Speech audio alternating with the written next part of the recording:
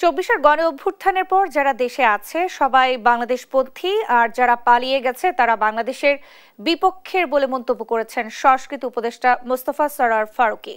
শনিবার বিকেলে বাংলা একাডেমিতে আয়োজিত জুলাই গণ অভ্যুত্থানে বিক্ষুব্ধ কবি লেখক সমাজের বর্ষপূর্তি অনুষ্ঠানে তিনি এই কথা বলেন। তিনি বলেন, জুলাই ন্যারেটিভ এক বছরে সম্পূর্ণ করা সম্ভব নয়। যারা সামনে ক্ষমতায় আসবে তাদের এটা নিয়ে কাজ করতে হবে। অনুষ্ঠানে জুলাই আন্দোলনের শহীদ আনাসের পরিবার উপস্থিত ছিলেন।